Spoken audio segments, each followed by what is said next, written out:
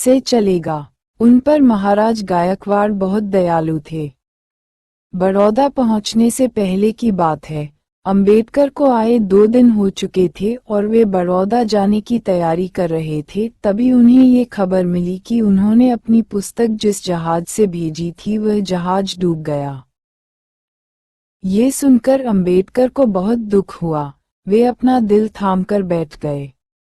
जब रामाबाई ने ये सुना तो वह भी जोर जोर से रोने लगीं। अंबेडकर के दुख की तो कोई सीमा नहीं थी।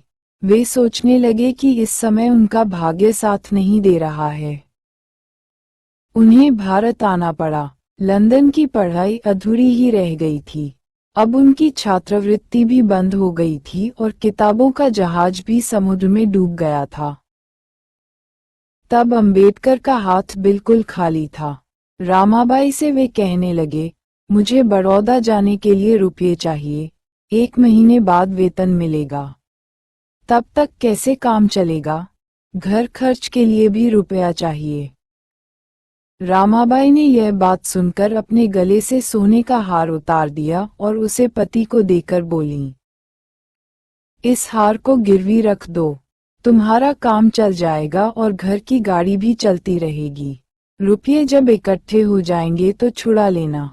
इस बीच में ब्याज जरूर देना पड़ेगा। भीमराव ने हार नहीं लिया। उन्होंने रामाबाई से कहा, मैं हार नहीं लूंगा। क्यों? मैं उन मर्दों में से नहीं हूं जो औरत का जेवर गिरवी रखूं या बेचूं। वह बोले, आखिर इसमें हर्ज ही क्या है, जेवर तो होता ही इसीलिए है। पत्नी बोली, मैं ये अधर्म व पाप नहीं करूंगा। भगवान पर मुझे भरोसा है, वह मेरी मदद जरूर करेगा।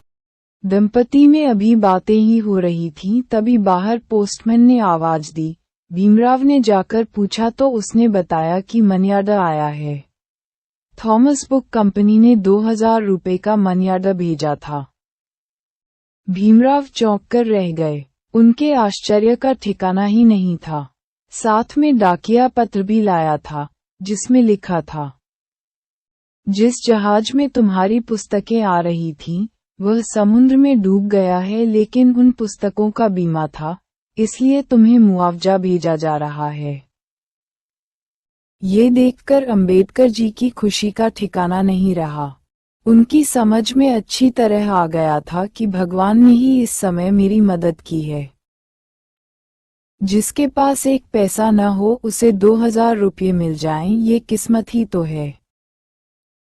रुपए लेकर भीमराव अंदर आए और उन्हें रामाबाई के हाथ में रखते हुए बोले, मैं इनमें से 500 रुपये अपने साथ बड़ौदा ले जाऊंगा तथा 1500 रुपये अपने पास रख लेना।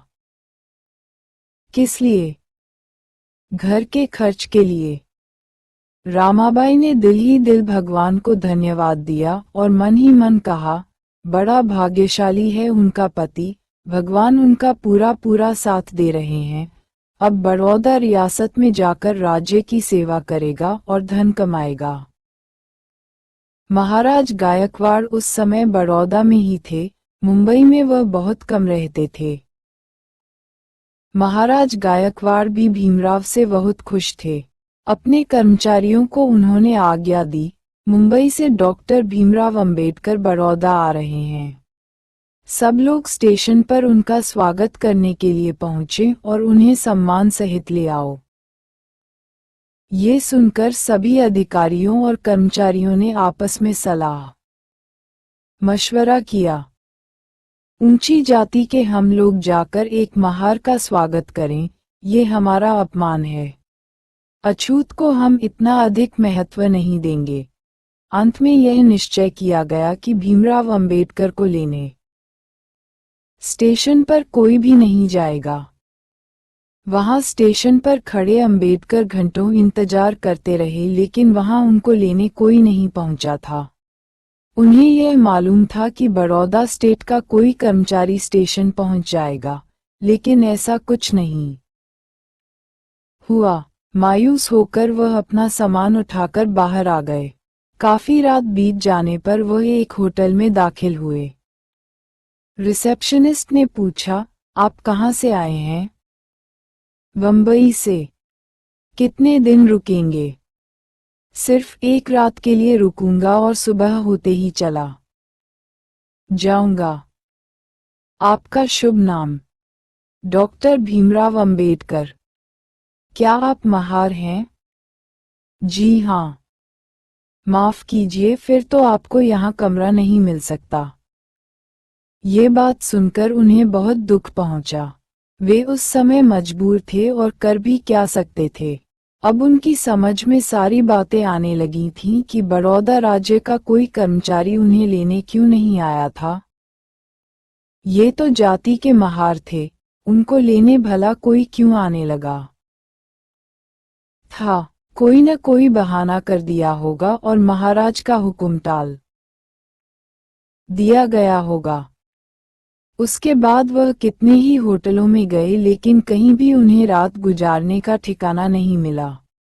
जिस व्यक्ति ने उनका सामान उठा रखा था वह भी छोटी जाति का था। वह सब कुछ देखकर बोला, बाबूजी, आपको इस तरह कोई भी होटल में जगह नहीं देगा। कोई बात नहीं, चलो हम स्टेशन पर हम ही रात गुजार लेते हैं। 40 रवि पॉकेट बुक्स। उन्होंने कहा, मैं आपको पारसी धर्मशाला ले चलता हूँ, वहां आपको जरूर जगह मिल जाएगी। उसने भीमराव अंबेडकर को वहां पहुंचा दिया। वहां एक गंदी सराय में उन्हें ठहरना पड़ा। रात तो उन्हें गुजारनी ही थी, लेकिन उनके मन में भारी संघर्ष चल रहा था। जाति के कारण उनके साथ लोगों का इस प्रकार का व्यवहार था। आखिर ऐसी कौन सी बात है जो लोग उनकी परछाई भी छूना नहीं चाहते, इतनी नफरत करते हैं, ये सोचकर वह पूरी रात जागते रहे। भारी मन से वह सुबह उठे, तांगा करके बड़ौदा के राजमहल की ओर रवाना हो गए। जिस समय वह महल के अंदर पहुंचे उनको देखकर किसी ने खुशी जाहिर नहीं की। सभी लोग उनको आश्चर्य से देख रहे थे, लेकिन उनमें श्रद्धा उमड़ रही थी और वे सोच रहे थे कि महाराज गायकवाड़ के दर्शन करके अपने को धन्य समझेंगे। राजा साहब रियासत की सेवा के लिए जो आज्ञा देंगे उसे वह सहर्ष स्वीकार करेंगे। ये बात देखकर राजा साहब बहुत खुश हो जाएंगे। जैसे ही भीमराव अंबेडकर राजा के सामने पहुंचे, दोनों हाथ जोड़कर और सिर झुकाकर उन्होंने प्रणाम किया। आयुष्मान हो भीमराव, महाराज ने कहा। कहो, अच्छे तो हो न? सब आपकी दया है महाराज और आपका आशीर्वाद। भीमराव बोले। कहो, तुम्हें अमेरिका कैसा लगा? वह देश मेरा तो नहीं, लेकिन फिर भी बहुत अच्छा है महाराज। और इंग्लैंड? हमें इंग्लैंड अपना गुलाम समझता है, इसलिए उसमें और अमेरिका में फर्क है। बहुत अच्छे भीमराव, इससे ये साबित होता है कि तुम एक अच्छे देशभक्त हो और तुम्हें अपने देश से बहुत प्रेम है, महाराजा बोले। भीमराव खामोश थे। महाराज ने उनसे कहा, तुम अब अपने रहने का इंतजाम किसी जगह पर कर लो, क्योंकि 10 साल तुम्हें यहीं रहना है। यहाँ रहकर तुम्हें रियासत की सेवा करनी है।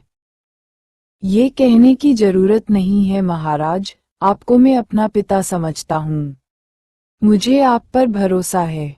मुझे आपने इंसान बनाया है, मेरे ऊपर आपके उपकार हैं। आपसे मैं कभी ऋणी नहीं हो सकता। तुम सूरज की तरह चमकते रहो भीमराव, यही हमारा आशीर्वाद है। सेवा और अपमान। रियासत बड़ौदा में भीमराव को बहुत अच्छे पद पर नियुक्त किया गया था। उनका वेतन उस समय 2000 रुपये मासिक तय किया गया। पूरी निष्ठा से वह काम कर रहे थे। वे न सोते न आराम करते, पूरे 18 घंटे काम करते। पूरी की पूरी रियासत उनकी सेवा से बहुत खुश थी। लोग कहते थे कि जब से यह नया सचिव आया है तब से एक नई स्फूर्ति सेना में आ गई है। अब लोग अपने आप को भी पहचानने लगे हैं। लेकिन जब नदी की धारा बहती है तो रास्ते में अनेकों रुकावटें आती हैं। इधर तो भीमराव तन मन से रियासत की सेवा कर रहे थे और उधर छोटे विचारों का समाज था। उसके रास्ते तंग थे, उसकी सीमित मान्यताएं थीं। वह ये भी कहता था कि इंसान होने से पहले भीमराव महार हैं। भीमराव सैन्य सचिव की कुर्सी पर जाकर बैठते थे। ऊंचे से ऊंचे अधिकार उन्हें प्राप्त थे, लेकिन वे देखते कि दूर से ही चपरासी उनकी मेज पर फाइल फेंककर उनका अपमान करके चला जाता था। इसी प्रकार दूसरा चपरासी जो फाइल वापस लेने आता वह दूर से मांगता था।